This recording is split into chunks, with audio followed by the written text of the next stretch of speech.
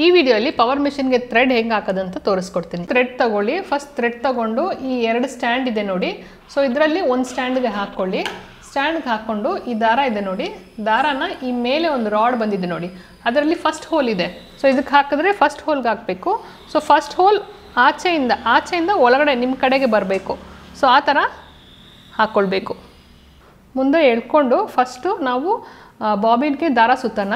So bobbin ತಗೊಂಡು ದಾರ ಸುತ್ತಕೊಳ್ಬೇಕಂದ್ರೆ ಈ ರಿಂಗ್ಗೆ ನೀವು ಹಾಕಬೇಕು. ಸೊ ಈ ರಿಂಗ್ಗೆ ಫಸ್ಟ್ ದಾರ ಹಾಕೋಣ. ಸೊ ರಿಂಗ್ಗೆ ದಾರ ಹಾಕೋಕ್ಕೆ ಮುಂಚೆ ಇಲ್ಲಿ ಒಂದು ಚಿಕ್ಕದು ಹೋಲ್ ಇದೆ ನೋಡಿ, ಸೊ ಆ ಹೋಲ್ ಒಳಗಡೆ ಥ್ರೆಡ್ನ ಬಿಡಬೇಕು. ಸೊ ಆ ಹೋಲ್ ಒಳಗಡೆ ಥ್ರೆಡ್ನ ಬಿಟ್ಬಿಟ್ಟು ಈ ರಿಂಗ್ ಇದೆ ನೋಡಿ, ಅಂದರೆ 2 ಪ್ಲೇಟ್ ಇದೆ ನೋಡಿ, 2 ಪ್ಲೇಟ್ ಮಧ್ಯದಲ್ಲಿ ದಾರನ ತೊಗೊಂಡು ಬರಬೇಕು. 2 ಪ್ಲೇಟ್ ಮಧ್ಯದಲ್ಲಿ ದಾರನ ತೊಗೊಂಡು ಬಂದುಬಿಟ್ಟು ತಿರ್ಗಾ ಈ ಹೋಲ್ ಇದೆ ನೋಡಿ, ಈ ಹೋಲ್ ಹತ್ರ ಈ ಹೋಲ್ ಕಡೆಯಿಂದ ಆಚೆ ಬರಬೇಕು. ಸೊ ಈ ಥರ ಬಂದುಬಿಟ್ಟು ಬಾಬಿನ್ ತಗೊಂಡು ಫಸ್ಟು ಇದರೊಳಗಡೆ ಹಾಕ್ಕೊಳ್ಳಿ.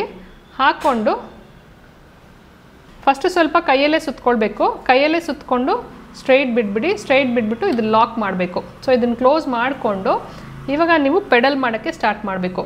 ಸೊ ಪೆಡಲ್ ಮಾಡೋಕ್ಕೆ ಸ್ಟಾರ್ಟ್ ಮಾಡಿದ್ರೆ ಆಟೋಮೆಟಿಕಲಿ ನೋಡಿ ನಿಮ್ಮ ದಾರ ಅದೇ ಸುತ್ತಕೊಳ್ಳುತ್ತೆ. ಸೊ ನೀವೇನು ಕೈ ಇಡಬೇಕು ಇಲ್ಲ ದಾರನೇ ಹಿಡ್ಕೊಳ್ಬೇಕು ಆ ಥರ ಏನಿಲ್ಲ. ಸೊ ಆಟೋಮೆಟಿಕಲಿ ಅದು ತಿರುಗ್ತಾ ಇದೆ ನೋಡಿ.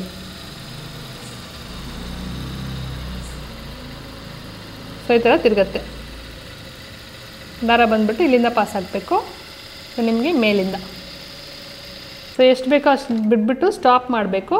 ಸ್ಟಾಪ್ ಮಾಡಿಬಿಟ್ಟು ಇಲ್ಲಿ ಒಂದು ಬ್ಲೇಡ್ ಥರ ಇದೆ ನೋಡಿ, ಸೊ ಆ ಬ್ಲೇಡಲ್ಲಿ ನೀವು ದಾರನ ಕಟ್ ಮಾಡ್ಕೊಳ್ಬೋದು.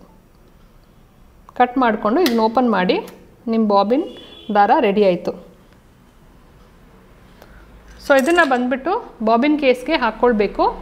ಸೊ ಬಾಬಿನ್ ಕೇಸ್ ಒಳಗಡೆ ಈ ದಾರನ ಹಾಕಿಬಿಟ್ಟು ಇದನ್ನು ಹಿಂಗೆ ಎಳೆದ್ಬಿಟ್ಟು ನೀವು ಬಾಬಿನ್ನ ಒಳಗಡೆ ಹಾಕಬೇಕು. ಸೊ ಇದನ್ನು ಬಂದುಬಿಟ್ಟು ನಾರ್ಮಲಾಗಿ ನೀವು ಹೆಂಗೆ ಹಾಕ್ತೀರೋ ಅದೇ ಥರನೇ ಹಾಕಬೇಕು. ಸೊ ಇದನ್ನು ಒಳಗಡೆ ಹಾಕ್ತೀನಿ ನಾನು.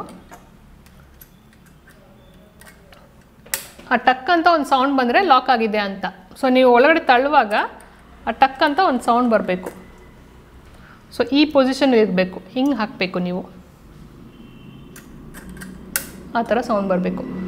ಸೊ ಬಾಬಿನ್ ಕೇಸ್ ಇವಾಗ ಬಂದುಬಿಟ್ಟು ನಾವು ಮೇಲೆ ಥ್ರೆಡ್ ಹೆಂಗೆ ಹಾಕೋದಂತ ನೋಡ್ತೀವಿ.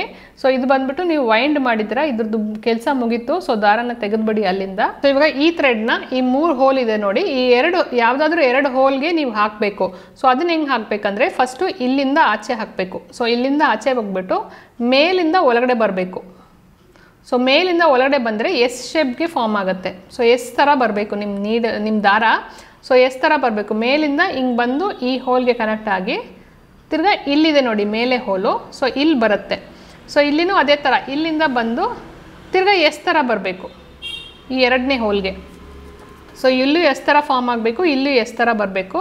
ಈ 2ನೇ ಹೋಲ್ಗೆ ಬಂದುಬಿಟ್ಟು ಅದಾದಮೇಲೆ ತಿರ್ಗಾ ಇಲ್ಲಿ 2 ಲೇಯರ್ ಇದೆ. ಸೊ 2 ಪ್ಲೇಟ್ ಇದೆ. ಸೊ ಆ ಪ್ಲೇಟ್ ಒಳಗಡೆ ಹಾಕಬೇಕು ದಾರನ. ಸೆಂಟ್ರಲ್ಲಿ ಆ 2 ಪ್ಲೇಟ್ ಸೆಂಟ್ರಲ್ಲಿ ಹಾಕಬೇಕು. ಸೆಂಟ್ರಲ್ಲಿ ಹಾಕಿದ್ಮೇಲೆ ಟೈಟಾಗಿ ಕುತ್ಕೊಳ್ಬೇಕು.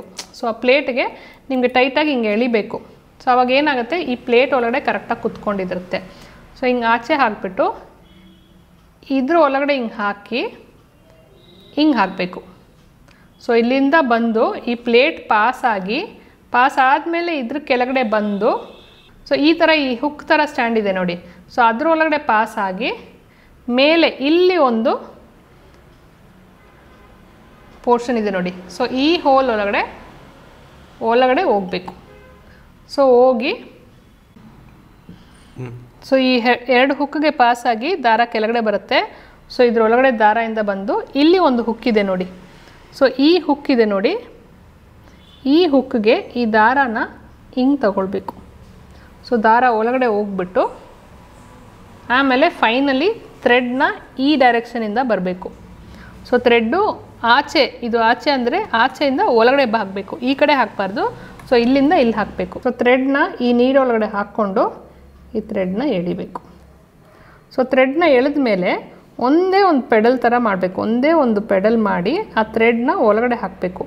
ಸೊ ಒಳಗಡೆ ಹಾಕಿ ಹಿಂಗೆ ಎಳೆದ್ರೆ ಆಟೋಮ್ಯಾಟಿಕಲಿ ನಿಮಗೆ ಬಾಬಿನ್ ಕೇಸಲ್ಲಿರೋ ದಾರನೂ ಮೇಲೆ ಬರುತ್ತೆ. ಸೊ 2 ದಾರನೂ ಮೇಲೆ ಬರುತ್ತೆ. 2 ದಾರನೂ ಮೇಲೆ ಬಂದ ಮೇಲೆ ಇದು ನೀವು ಸ್ಟಿಚಿಂಗ್ನ ಸ್ಟಾರ್ಟ್ ಮಾಡ್ಬೋದು.